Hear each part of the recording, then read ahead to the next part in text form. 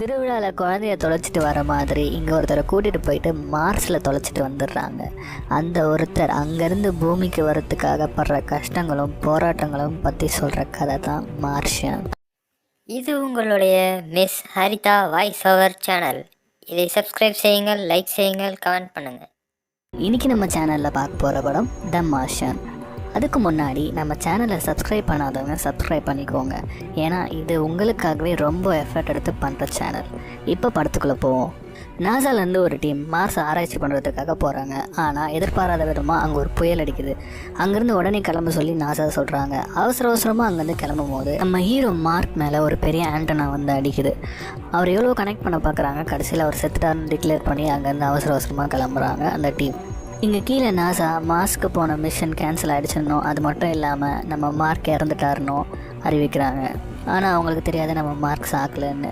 அந்த ஆண்டனாவில் இருக்க கம்பியெல்லாம் குத்தி அவர் இன்னும் உயிரோட தான் இருக்கார். அங்கேருந்து அப்படியே எழுந்துச்சு அவரோட ஹப்புக்குள்ளே போகிறாரு. அவரே அவருக்கு ஆப்ரேஷனும் பண்ணிக்கிறாரு. ஆண்டனா உடஞ்சதுனால இப்போ பூமி கூட காண்டாக்ட் பண்ண முடியாது. இப்போ மார்க்கோட நிலைமை ரொம்ப மோசமாக இருக்குது. அங்கேயே அவர் சாக வேண்டியது தான். அவர் உயிரோடு இருக்காருன்னு யாருக்குமே தெரியல. 2-3 நாளைக்கு பைத்தியம் பிடிச்ச மாதிரி சுற்றிட்டுருக்காரு. அதுக்கப்புறம் தான் அவருக்கு ஒரு ஐடியா வருது. இதுக்கப்புறம் 4 வருஷத்துக்கு அப்புறம் மறுபடியும் மாஸ்க்கு ஒரு மிஷன் இருக்குது. அது வரைக்கும் அவர் உயிரோடு இருந்துட்டார்னா இங்கேருந்து தப்பிச்சிடலாம் அப்படின்ற ஒரு பிளான் போடுறாரு. ஆனால் அது வரைக்கும் அவர் உயிரோடு இருக்கிறதுக்கு ஃபுட்டு தேவைப்படும் இல்லையா? இவங்க வந்து மிஷன் 30 நாளுக்கான மிஷன். 6 பேருக்கு 30 நாளுக்கு ஃபுட்டு கொண்டு வந்திருப்பாங்க. இப்போ இவர் ஒருத்தர் மட்டும்தான் இருக்கார். அப்படி இப்படின்னு கணக்கு பண்ணி பார்த்தா ஒரு 300 நாளைக்கு இவருக்கு ஃபுட்டு இருக்கும். அதுக்கப்புறம் 4 வருஷத்துக்கு இவர் தான் ஏதாவது ஐடியா பண்ணோம். பட் லக்கிலி இவர் ஒரு பாட்னிஸ்ட். அதனால இவர் ஒரு ஐடியா பண்ணுறாரு. அங்கே விவசாயம் பண்ணலாம் அப்படின்னு ஒரு பிளான் பண்ணுறாரு. அங்கே தண்ணியே இருக்காது, எப்படி விவசாயம் கேள்வி கேட்பீங்க. ஆனால் அவர் பண்ணுறாரு. அவரோட ஹியூமன் வேஸ்ட்டை உரமாக்கி அங்கே உருளைக்கிழங்கு விளைவிக்கலாம் அப்படின்னு ஐடியா பண்ணுறாரு. ஸோ ஹைட்ரஜனையும் ஆக்சிஜனையும் எரிச்சு தண்ணி பண்ணலாம் அப்படின்னு ஐடியா பண்ணுறாரு. அதுக்கான முயற்சிகளில் ஈடுபடுறாரு. முதல்ல அந்த முயற்சி ஃபெயிலியரை தந்தாலும் ஒரு கட்டத்தில் அதில் வெற்றி அடைகிறாரு. ஒரு வழியாக அவருக்கு முதல் வெற்றி கிடைக்குது. உருளைக்கிழங்கும் விளைய ஆரம்பிக்குது. ஆனால் இங்கே பூமியில் மார்க் உயிரோடு இருக்கிறது தெரியாமல் அவருக்கு கல்லறை வச்சுட்டு சோக பாட்டு பாடிட்டு இருக்காங்க நாசா. வின்சென்ட்ன்ற அசட் மேனேஜர் இங்கேருந்து போன டீம் அங்கே நிறைய பொருட்களை விட்டுட்டு வந்துட்டாங்க. அது எந்த அளவுக்கு உருப்படியாக இருக்குதுன்றதை நம்ம தெரிஞ்சுக்கிட்டோன்னா அடுத்த மிஷன் அப்போது இதை நம்ம டேலி பண்ணிடலாம் அப்படின்னு ஒரு ரெக்வஸ்ட் கேட்குறாரு. அதுக்கு நாசாவோட மேனேஜர் நம்ம சேட்டலைட் மூலயமா ஃபோட்டோ எடுத்தோன்னா அது மக்களுக்கு காட்டணும். அப்போ மார்க்கோட டெட் பாடி அங்கே இருக்கும். இது தேவையில்லாத பிரச்சனையை க்ரியேட் பண்ணும். அதனால வேணாம் அப்படின்னு சொல்லிட்டு ரிஜெக்ட் பண்ணிடுறாரு. பட் வேறு வழி இல்லாதனால கிட்டத்தட்ட 1 மாதம் கழித்து ஃபோட்டோ எடுக்கிறாங்க. அப்போ தான் அவங்க ஷாக் ஆகிடுறாங்க. என்னென்னு பார்த்தா அங்கே இருக்க சோலார் பேடும் ரோவரும் இடம் மாறி போயிருக்கிறத பார்க்குறாங்க. இப்போ அவங்களுக்கு நம்ம மார்க் உயிரோடு இருக்கிறது தெரியுது. ஆனால் இது அவங்க டீமுக்கு தெரியாத மாதிரி மறைக்கிறாங்க. ஏன்னா மார்ஸ்லேருந்து பூமிக்கு வரத்துக்கு கிட்டத்தட்ட 1 வருஷம் ஆகும். அவங்க டீம் ஆல்ரெடி அங்கேருந்து கிளம்பிட்டாங்க. இன்னும் 10 மாதத்துக்குள்ளே அவங்க பூமியை வந்து சேர்ந்துருவாங்க. இந்த டைமில் இதை சொன்னோன்னா அவங்க மறுபடியும் அங்கே போய் அவங்க உயிருக்கும் ஆபத்து வரும்ன்றதுனால மறைக்கிறாங்க. இப்போ வின்சென்ட் மார்க்காக பேசுகிறாரு. கிட்டத்தட்ட 50 மில்லியன் மைல் தொலைவில் ஒருத்தன் நமக்காக போய் மாட்டிக்கிட்டு தவிச்சிட்டு இருக்கான். அவன் எப்படி நம்ம கைவிடுறது அப்படின்னு பேசுகிறாரு. அப்போ கூட நாசாவோட ஹெட் ஒத்துக்க மாட்டுறாரு. ஆனால் இதை மக்களுக்கு சொல்லி தான் ஆகணும்னு மக்களுக்கு சொல்கிறாங்க. மக்கள் இங்கே கீழே ஷாக் ஆயிடுறாங்க. இப்போ மேலே மார்க்குக்கு இன்னொரு பிரச்சனை. இப்போ சாப்பாடு ரெடி ஆகிடுச்சு. ஆனால் 4 வருஷத்துக்கு அப்புறம் மாசுக்கு வந்து இறங்க போகிற டீம் இறங்குற இடம் அவர்கிட்ட இருந்து கிட்டத்தட்ட 3200 கிலோமீட்டர் தள்ளி இருக்கும். இங்கே பிரச்சனையே என்னென்னா அவர்கிட்ட ஒரே ஒரு பேட்ரி ரோவர் தான் இருக்கும். அது ஃபுல் சார்ஜில் 35 கிலோமீட்டர் மட்டும்தான் போகும். சரி, ஓகே, அது எப்படியோ சரி பண்ணிட்டாலும் அங்கேருந்து அவர் அந்த இடத்துக்கு போகிறதுக்கு கிட்டத்தட்ட 50-60 நாள் ஆகும். அந்த 50-60 நாள் ஆக்சிஜன் கம்மியாக அந்த வண்டிக்குள்ளேயே தான் அவர் இருக்கிற மாதிரி இருக்கும். அது இன்னொரு பிரச்சனை. 4 வருஷத்துக்கு அப்புறம் அந்த டீம் அங்கே வரும்போது அவர் அங்கே இருந்தே ஆகணும். ஸோ வேறு வழி இல்லாமல் இதை ஒர்க் அவுட் பண்ண ஆரம்பிக்கிறாரு. இப்போ இருந்த எக்ஸ்ட்ரா பேட்ரிஸ்லாம் வச்சு வண்டியோட பேட்டரியை டபுள் ஆக்கிடுறாரு. பட் இங்கே இன்னொரு பிரச்சனையாக இருக்குது. நைட்டில் மார்ஸில் பயங்கரமாக குளிரும், உறைஞ்சி போகிற அளவுக்கு. இப்போது இந்த வண்டியில் ஹீட்டர் போட்டாருன்னா அந்த பேட்டரி லைஃப் பாதியாக கம்மியாயிடும். ஹீட்டர் போடலைன்னா அவர் உறைஞ்சே செத்துருவார். மார்க் ஒரு புத்திசாலி. அவர் ட்ரைனிங்கில் படித்த ஒவ்வொரு விஷயத்தையும் ஞாபகம் வச்சுருப்பார். எப்போவுமே ஒரு டீம் மேலே போய் இறங்கின உடனே பவர் ஜென்ரேட் பண்ணுறதுக்காக ஒரு ப்ளூட்டோனியம் கோரை வச்சுருப்பாங்க. அந்த ப்ளூட்டோனியம் கோர் ரொம்பவே ஆபத்தானது. அந்த மண்ணில் வச்சுருப்பாங்க. அந்த கோர்லேருந்து பயங்கரமான ஹீட் வரும். ஸோ அந்த ஹீட்டை யூஸ் பண்ணி இந்த குளிரை அடக்கலாம் அப்படின்னு நினைக்கிறாரு. இந்த பிளானையும் சக்ஸஸ்ஃபுல்லாக ஒர்க் அவுட் பண்ணுறாரு. இங்கே பூமியில் நாசா மார்க்கை எப்படியாவது பூமிக்கு கொண்டு வர நாங்கள் எல்லா முயற்சிகளும் எடுப்போம் அப்படின்னு சொல்லிட்டு ப்ரெஸ்ஸுக்கு சொல்கிறாங்க. மேலே மார்க்கோட மூமெண்ட்ஸ்லாம் வச்சு அவர் அடுத்த மிஷன் நடக்க போகிற இடத்துக்கு போகிறாருன்றத கீழே நாசா புரிஞ்சுக்கிறாங்க. ஆனால் அவர் அது வரைக்கும் உயிரோடு இருக்கிறதுக்கு இங்கேருந்து ஒரு ஃபுட் சப்ளை ராக்கெட்டில் அனுப்பலாம் அப்படின்ற பிளானுக்கு வராங்க நாசா. ஒரு ராக்கெட்டை ரெடி பண்ணுறதுக்கே 9 மாதம் ஆகும். ஸோ அதை எவ்வளோ ஃபாஸ்ட் பண்ண முடியுமோ அவ்வளோ ஃபாஸ்ட் பண்ணுறாங்க. 3 மாதத்துக்குள்ளே அந்த ராக்கெட்டை அனுப்பியே ஆகணும் அப்படின்ற ஒரு பிளானுக்கு வராங்க. கிட்டத்தட்ட 2.5 மாதம் முடிஞ்ச நிலைமையில் அவரோட உருளைக்கிழங்குகளை அறுவடை பண்ணுறாரு. ரொம்ப சந்தோஷப்படுறாரு. ஆனால் அந்த சந்தோஷத்துக்கு மேலே ஒரு விஷயத்தை யோசிக்கிறாரு. என்ன தான் அவர்கிட்ட ஃபுட்டு இருந்தாலும் எல்லாம் இருந்தாலும் நாசா கூட காண்டாக்ட் பண்ணோம், அதுதான் முதல் விஷயன்றதை அவர் புரிஞ்சுக்கிறாரு. இப்போ தான் அவருக்கு ஒரு ஐடியா தோணுது. அவரோட ரூட்டை மாற்றுறாரு. கீழே இருந்த நாசா அவர் ஏன் ரூட்டை மாற்றுறாரு அப்படின்னு சொல்லிட்டு ரொம்ப குழம்பி போகிறாங்க. அப்போ தான் நம்ம வின்சென்ட் ஒரு விஷயத்த யோசிக்கிறாரு. மார்க் யோசிக்கிற அதே விஷயத்த மார்க் ஒரு அதி புத்திசாலின்னும் புரிஞ்சுக்கிறாரு. என்னென்னா 96 ஒரு டீம் ஆல்ரெடி ரிசர்ச்சுக்கு போயிருப்பாங்க. அந்த டீம் பாத் ஃபைண்டர் அப்படின்ற ஒரு பழைய டெக்னாலஜி யூஸ் பண்ணியிருப்பாங்க. இந்த பாத் ஃபைண்டரில் இங்கே இருந்துக்கிட்டு கேமரா மூலியமாக அங்கே என்ன நடக்குதுன்றதை பார்க்கலாம். ஆனால் அது ரொம்ப ஓல்டு டெக்னாலஜி. அந்த டெக்னாலஜியை தேடி தான் நம்ம மார்க் போவார். இதை புரிஞ்சுக்கிட்ட வின்சென்ட் அந்த பழைய டெக்னாலஜி பூமியில் இருக்க இன்ஸ்டியூட்டுக்கு வராரு. இங்கே வந்து அவரும் தயாராகிறாரு, எப்படியாவது அதை கனெக்ட் பண்ண முடியுமான்னு சொல்லிட்டு. சக்ஸஸ்ஃபுல்லாக கனெக்டும் பண்ணுறாங்க. ஆனால் இதில் ஒரு பிரச்சனை இருக்குது. என்னென்னா இந்த கேமராவை ரொட்டேட் பண்ண முடியும், லோ குவாலிட்டியில் ஒரு ஃபோட்டோ எடுக்க முடியுமே தவிர வேறு எந்த ஒரு கம்யூனிகேஷனும் பண்ண முடியாது. இதுக்கும் நம்ம மார்க் புத்திசாலித்தனமாக ஒரு ஐடியா பண்ணுறாரு. என்னோடய சிக்னலை ரிசீவ் பண்ணுறீங்களா அப்படின்னு ஒரு கொஸ்டின் கேட்டு எஸ் ஆர் நோ போர்டு வைக்கிறாரு. ஸோ கேமரா எந்த பக்கம் திரும்புதோ அதுதான் ஆன்சர் அப்படின்ற ஒரு விஷயத்த பண்ணுறாரு. இவங்களும் எஸ் அப்படின்னு திருப்புறாங்க. இப்போ ரொம்பவும் மார்க் சந்தோஷப்படுறாரு. ஆனால் அந்த சந்தோஷம் பெருசாக இல்லை. ஏன்னா இப்படியே ஒரு கொஸ்டினாக கேட்டு எப்போதைக்கு பேசுகிறது. ஆல்ஃபபெட்டும் யூஸ் பண்ண முடியாது. ஏன்னா 26 கேரக்டரை வந்து அவங்க காமிக்கிறதுக்குள்ளே இவரால் கன்வே பண்ண முடியாது. இப்போ தான் மார்க்குக்கு இன்னொரு ஐடியா வருது. ஆக்ஸோடெசிமல்ஸ் அப்படின்ற ஒரு டேபிளை யூஸ் பண்ணுறாரு. அதில் இருக்கிற கோட்ஸ் படி வச்சு பார்த்தோன்னா ஈஸியாக ஒரு வேர்டை ஃபார்ம் பண்ண முடியும். அந்த ஐடியாவை இவங்க ட்ரை பண்ணுறாங்க. இந்த டேபிளோட உதவியோட இவங்க முதல் வார்த்தையை கம்யூனிகேட் பண்ணுறாங்க. அதுக்கு நம்ம மார்க் ஆன்சரும் பண்ணுறாரு. அப்புறம் இதே மெத்தடை யூஸ் பண்ணி அந்த ரோவரில் இருக்க சிஸ்டமில் சில கோடிங்களை மாற்றி எப்படியோ ஒரு வழியாக மெசேஜ் பண்ணுற ஒரு ஃபீச்சரை கொண்டு வராங்க. கிட்டத்தட்ட 3 மாதம் கழித்து மார்க் முதல் தடவையாக பூமி கூட காண்டாக்ட் பண்ணுறாரு. பூமியிலேருந்து நாசா, நாங்கள் உங்களை வாட்ச் பண்ணிகிட்டே தான் இருக்கோம். உங்களுக்கான ஃபுட் சப்ளை சீக்கிரமாக வந்துகிட்டே இருக்குது. நீங்கள் அடுத்த 4 வருஷத்தை தாக்கு பிடிக்கிற அளவுக்கு உங்களுக்கு நாங்கள் ஃபுட் அனுப்பி வைக்க போகிறோம் அப்படின்னு சொல்லிட்டு சொல்கிறாங்க. அதுக்கு அவர் ஆன்சர் பண்ணுறாரு, ரொம்ப தேங்க்ஸ் அப்படின்ட்டு. எங்கள் டீமுக்கு நான் உயிரோடு இருக்கிறது தெரியுமா, சொல்லிட்டீங்களா அப்படின்னு கேட்குறாரு. இப்போ கீழே இருக்கிற எல்லாருமே தயங்குறாங்க. அதுக்கப்புறம் நாங்கள் சொல்லலைன்றதையும் சொல்கிறாங்க. இதனால் செம கோவப்படுற அந்த கான்வர்சேஷன் லைவாக நடக்குதுன்றது கூட பயம் இல்லாமல் அசிங்கமாக திட்டுறாரு.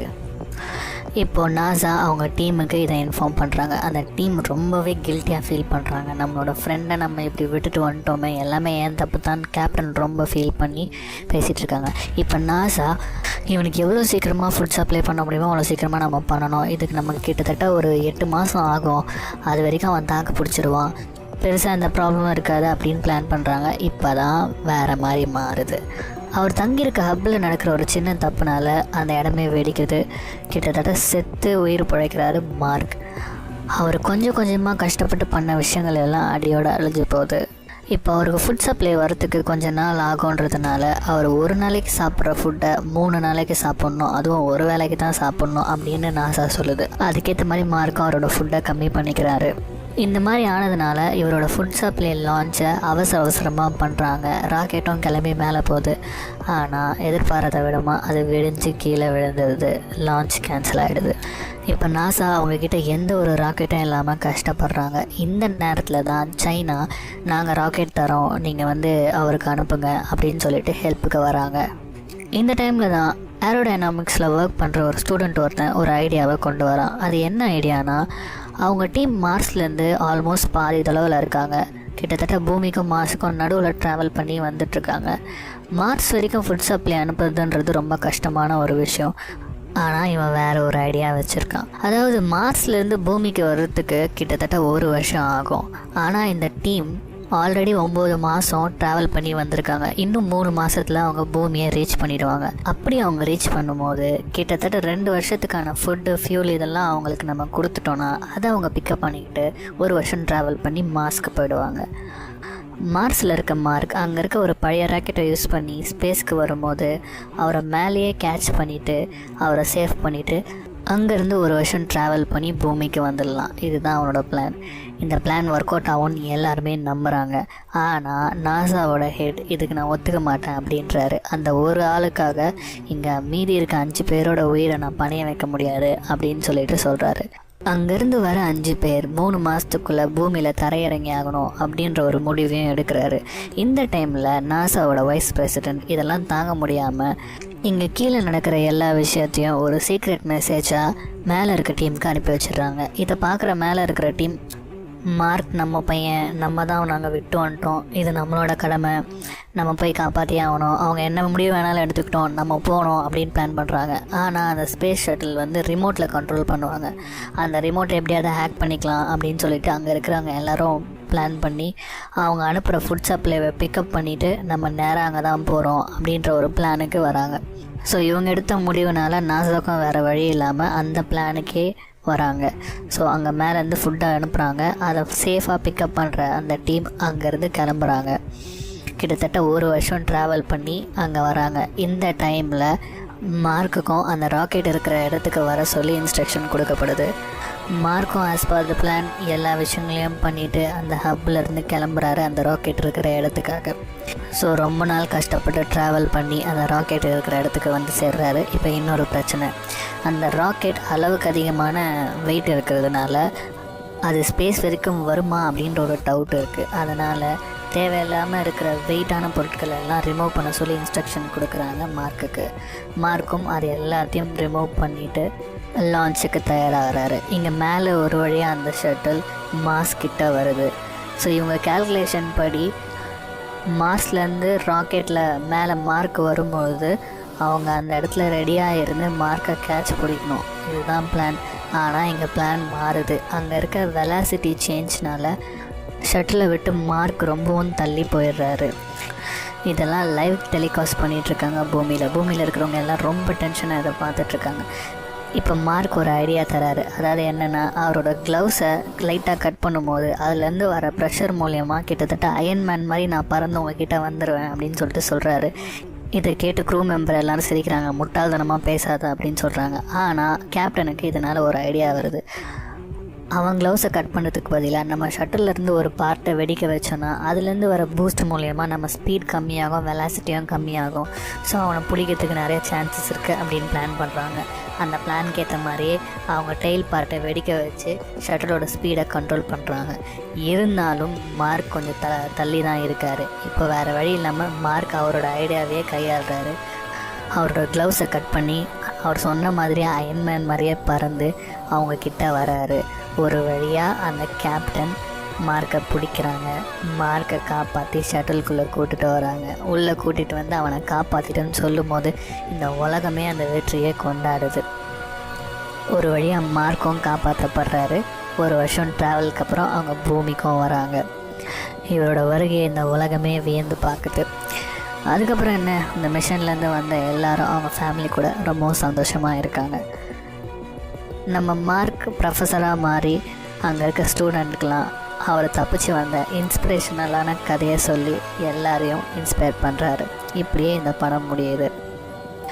இப்படி மூச்சு பிடிக்க உங்களுக்காக கதை சொல்கிறேன். ஸோ தயவு செய்து சப்ஸ்கிரைப் பண்ணுங்கள், லைக் பண்ணுங்கள், நிறைய கமெண்ட் பண்ணுங்கள். இப்படி டெய்லி ஒரு படம் உங்களுக்காக காத்திருக்கு. So stay tune. இன்றைக்கி நம்ம சேனலில் பார்க்க போகிற படம் த மார்ஷியன். அதுக்கு முன்னாடி நம்ம சேனலை சப்ஸ்கிரைப் பண்ணாதவங்க சப்ஸ்கிரைப் பண்ணிக்கோங்க. ஏன்னா இது உங்களுக்காகவே ரொம்ப எஃபர்ட் எடுத்து பண்ணுற சேனல். இப்போ படத்துக்குள்ளே போவோம். நாசாலேருந்து ஒரு டீம் மார்ஸ் ஆராய்ச்சி பண்ணுறதுக்காக போகிறாங்க. ஆனால் எதிர்பாராத விதமாக அங்கே ஒரு புயல் அடிக்குது. அங்கேருந்து உடனே கிளம்ப சொல்லி நாசா சொல்கிறாங்க. அவசரமாக அங்கேருந்து கிளம்பும் போது நம்ம ஹீரோ மார்க் மேலே ஒரு பெரிய ஆண்டனா வந்து அடிக்குது. அவர் எவ்வளோ கனெக்ட் பண்ண பார்க்குறாங்க. கடைசியில் அவர் செத்துட்டார்னு டிக்ளேர் பண்ணி அங்கேருந்து அவசரமாக கிளம்புறாங்க அந்த டீம். இங்கே கீழே நாசா மார்ஸ்க்கு போன மிஷன் கேன்சல் ஆகிடுச்சுன்னோ, அது மட்டும் இல்லாமல் நம்ம மார்க் இறந்துட்டாருன்னோ அறிவிக்கிறாங்க. ஆனால் அவங்களுக்கு தெரியாது நம்ம மார்க் சாக்கலன்னு. அந்த ஆண்டனாவில் இருக்க கம்பியெல்லாம் குத்தி அவர் இன்னும் உயிரோடு தான் இருக்கார். அங்கேருந்து அப்படியே எழுந்துச்சு அவரோட ஹப்புக்குள்ளே போகிறாரு. அவரே அவருக்கு ஆப்ரேஷனும் பண்ணிக்கிறாரு. ஆண்டனா உடஞ்சதுனால இப்போ பூமி கூட காண்டாக்ட் பண்ண முடியாது. இப்போ மார்க்கோட நிலைமை ரொம்ப மோசமாக இருக்குது. அங்கேயே அவர் சாக வேண்டியது தான். அவர் உயிரோடு இருக்காருன்னு யாருக்குமே தெரியல. 2-3 நாளைக்கு பைத்தியம் பிடிச்ச மாதிரி சுற்றிட்டு இருக்காரு. அதுக்கப்புறம் தான் அவருக்கு ஒரு ஐடியா வருது. இதுக்கப்புறம் 4 வருஷத்துக்கு அப்புறம் மறுபடியும் மாஸ்க்கு ஒரு மிஷன் இருக்குது. அது வரைக்கும் அவர் உயிரோடு இருந்துட்டாருன்னா இங்கேருந்து தப்பிச்சிடலாம் அப்படின்ற ஒரு பிளான் போடுறாரு. ஆனால் அது வரைக்கும் அவர் உயிரோடு இருக்கிறதுக்கு ஃபுட்டு தேவைப்படும் இல்லையா? இவங்க வந்து மிஷன் 30 நாளுக்கான மிஷன். 6 பேருக்கு 30 நாளுக்கு ஃபுட்டு கொண்டு வந்திருப்பாங்க. இப்போ இவர் ஒருத்தர் மட்டும்தான் இருக்கார். அப்படி இப்படின்னு கணக்கு பண்ணி பார்த்தா ஒரு 300 நாளைக்கு இவருக்கு ஃபுட்டு இருக்கும். அதுக்கப்புறம் 4 வருஷத்துக்கு இவர் தான் ஏதாவது ஐடியா பண்ணோம். பட் லக்கிலி இவர் ஒரு பாட்னிஸ்ட், அதனால் இவர் ஒரு ஐடியா பண்ணுறாரு. அங்கே விவசாயம் பண்ணலாம் அப்படின்னு ஒரு பிளான் பண்ணுறாரு. அங்கே தண்ணியே இருக்காது, எப்படி விவசாயம் நீங்கள் கேள்வி கேட்பீங்க. ஆனால் அவர் பண்ணுறாரு. அவரோட ஹியூமன் வேஸ்ட்டை உரமாக்கி அங்கே உருளைக்கிழங்கு விளைவிக்கலாம் அப்படின்னு ஐடியா பண்ணுறாரு. ஸோ ஹைட்ரஜனையும் ஆக்சிஜனையும் எரிச்சு தண்ணி பண்ணலாம் அப்படின்னு ஐடியா பண்ணுறாரு. அதுக்கான முயற்சிகளில் ஈடுபடுறாரு. முதல்ல அந்த முயற்சி ஃபெயிலியரை தந்தாலும் ஒரு கட்டத்தில் அதில் வெற்றி அடைகிறாரு. ஒரு வழியாக அவருக்கு முதல் வெற்றி கிடைக்குது. உருளைக்கிழங்கும் விளைய ஆரம்பிக்குது. ஆனால் இங்கே பூமியில் மார்க் உயிரோடு இருக்கிறது தெரியாமல் அவருக்கு கல்லறை வச்சுட்டு சோக பாட்டு பாடிட்டு இருக்காங்க நாசா. வின்சென்ட்ன்ற அசட் மேனேஜர் இங்கேருந்து போன டீம் அங்கே நிறைய பொருட்களை விட்டுட்டு வந்துட்டாங்க. அது எந்த அளவுக்கு உருப்படியாக இருக்குதுன்றதை நம்ம தெரிஞ்சுக்கிட்டோன்னா அடுத்த மிஷன் அப்போது இதை நம்ம டேலி பண்ணிடலாம் அப்படின்னு ஒரு ரெக்வஸ்ட் கேட்குறாரு. அதுக்கு நாசாவோட மேனேஜர் நம்ம சேட்டலைட் மூலயமா ஃபோட்டோ எடுத்தோன்னா அது மக்களுக்கு காட்டணும். அப்போ மார்க்கோட டெட் பாடி அங்கே இருக்கும். இது தேவையில்லாத பிரச்சனையை கிரியேட் பண்ணும், அதனால வேணாம் அப்படின்னு சொல்லிட்டு ரிஜெக்ட் பண்ணிடுறாரு. பட் வேறு வழி இல்லாதனால கிட்டத்தட்ட 1 மாதம் கழித்து ஃபோட்டோ எடுக்கிறாங்க. அப்போ தான் அவங்க ஷாக் ஆகிடுறாங்க. என்னென்னு பார்த்தா அங்கே இருக்க சோலார் பேடும் ரோவரும் இடம் மாறி போயிருக்கிறத பார்க்குறாங்க. இப்போ அவங்களுக்கு நம்ம மார்க் உயிரோடு இருக்கிறது தெரியுது. ஆனால் இது அவங்க டீமுக்கு தெரியாத மாதிரி மறைக்கிறாங்க. ஏன்னா மார்ஸ்லேருந்து பூமிக்கு வரத்துக்கு கிட்டத்தட்ட 1 வருஷம் ஆகும். அவங்க டீம் ஆல்ரெடி அங்கேருந்து கிளம்பிட்டாங்க. இன்னும் 10 மாதத்துக்குள்ளே அவங்க பூமியை வந்து சேர்ந்துருவாங்க. இந்த டைமில் இதை சொன்னோன்னா அவங்க மறுபடியும் அங்கே போய் அவங்க உயிருக்கும் ஆபத்து வரும்ன்றதுனால மறைக்கிறாங்க. இப்போ வின்சென்ட் மார்க்காக பேசுகிறாரு. கிட்டத்தட்ட 50 மில்லியன் மைல் தொலைவில் ஒருத்தன் நமக்காக போய் மாட்டிக்கிட்டு தவிச்சிட்டு இருக்கான், அவன் எப்படி நம்ம கைவிடுறது அப்படின்னு பேசுகிறாரு. அப்போ கூட நாசாவோட ஹெட் ஒத்துக்க மாட்டுறாரு. ஆனால் இதை மக்களுக்கு சொல்லி தான் ஆகணும்னு மக்களுக்கு சொல்கிறாங்க. மக்கள் இங்கே கீழே ஷாக் ஆயிடுறாங்க. இப்போ மேலே மார்க்குக்கு இன்னொரு பிரச்சனை. இப்போ சாப்பாடு ரெடி ஆகிடுச்சு. ஆனால் 4 வருஷத்துக்கு அப்புறம் மாசுக்கு வந்து இறங்க போகிற டீம் இறங்குற இடம் அவர்கிட்ட இருந்து கிட்டத்தட்ட 3200 கிலோமீட்டர் தள்ளி இருக்கும். இங்கே பிரச்சனையே என்னென்னா அவர்கிட்ட ஒரே ஒரு பேட்ரி ரோவர் தான் இருக்கும். அது ஃபுல் சார்ஜில் 35 கிலோமீட்டர் மட்டும்தான் போகும். சரி, ஓகே, அது எப்படியோ சரி பண்ணிட்டாலும் அங்கேருந்து அவர் அந்த இடத்துக்கு போகிறதுக்கு கிட்டத்தட்ட 50-60 நாள் ஆகும். அந்த 50-60 நாள் ஆக்சிஜன் கம்மியாக அந்த வண்டிக்குள்ளேயே தான் அவர் இருக்கிற மாதிரி இருக்கும். அது இன்னொரு பிரச்சனை. 4 வருஷத்துக்கு அப்புறம் அந்த டீம் அங்கே வரும்போது அவர் அங்கே இருந்தே ஆகணும். ஸோ வேறு வழி இல்லாமல் இதை ஒர்க் அவுட் பண்ண ஆரம்பிக்கிறாரு. இப்போ இருந்த எக்ஸ்ட்ரா பேட்ரிஸ்லாம் வச்சு வண்டியோட பேட்டரியை டபுள் ஆக்கிடுறாரு. பட் இங்கே இன்னொரு பிரச்சனையாக இருக்குது. நைட்டில் மார்ஸில் பயங்கரமாக குளிரும், உறைஞ்சி போகிற அளவுக்கு. இப்போது இந்த வண்டியில் ஹீட்டர் போட்டாருன்னா அந்த பேட்ரி லைஃப் பாதியாக கம்மியாயிடும். ஹீட்டர் போடலைன்னா அவர் உறைஞ்சே செத்துருவார். மார்க் ஒரு புத்திசாலி. அவர் ட்ரைனிங்கில் படித்த ஒவ்வொரு விஷயத்தையும் ஞாபகம் வச்சுருப்பார். எப்போவுமே ஒரு டீம் மேலே போய் இறங்கின உடனே பவர் ஜென்ரேட் பண்ணுறதுக்காக ஒரு ப்ளூட்டோனியம் கோர் வச்சுருப்பாங்க. அந்த ப்ளூட்டோனியம் கோர் ரொம்பவே ஆபத்தானது. அந்த மண்ணில் வச்சுருப்பாங்க. அந்த கோர்லேருந்து பயங்கரமான ஹீட் வரும். ஸோ அந்த ஹீட்டை யூஸ் பண்ணி இந்த குளிரை அடக்கலாம் அப்படின்னு நினைக்கிறாரு. இந்த பிளானையும் சக்ஸஸ்ஃபுல்லாக ஒர்க் அவுட் பண்ணுறாரு.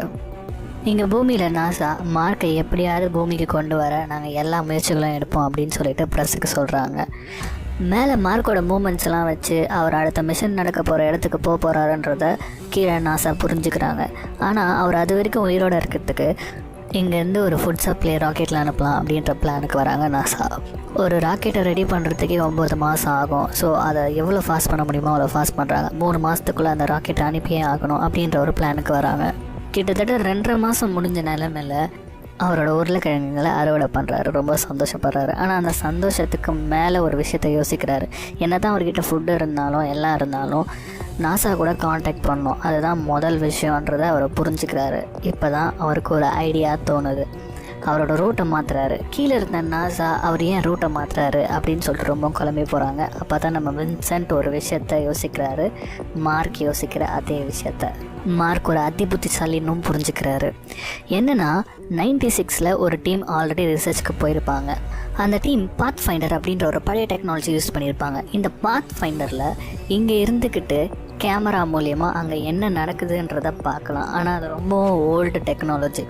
அந்த டெக்னாலஜியை தேடி தான் நம்ம மார்க் போவார். இதை புரிஞ்சுக்கிட்ட வின்சென்ட் அந்த பழைய டெக்னாலஜி பூமியில் இருக்க இன்ஸ்டியூட்டுக்கு வராரு. இங்கே வந்து அவரும் தயாராகிறாரு, எப்படியாவது அதை கனெக்ட் பண்ண முடியுமான்னு சொல்லிட்டு. சக்ஸஸ்ஃபுல்லாக கனெக்டும் பண்ணுறாங்க. ஆனால் இதில் ஒரு பிரச்சனை இருக்குது. என்னென்னா இந்த கேமராவை ரொட்டேட் பண்ண முடியும், லோ குவாலிட்டியில் ஒரு ஃபோட்டோ எடுக்க முடியுமே தவிர வேறு எந்த ஒரு கம்யூனிகேஷனும் பண்ண முடியாது. இதுக்கும் நம்ம மார்க் புத்திசாலித்தனமாக ஒரு ஐடியா பண்ணுறாரு. என்னோடய சிக்னலை ரிசீவ் பண்ணுறீங்களா அப்படின்னு ஒரு கொஷின் கேட்டு எஸ்ஆர்னோ போர்டு வைக்கிறாரு. ஸோ கேமரா எந்த பக்கம் திரும்புதோ அதுதான் ஆன்சர் அப்படின்ற ஒரு விஷயத்த பண்ணுறாரு.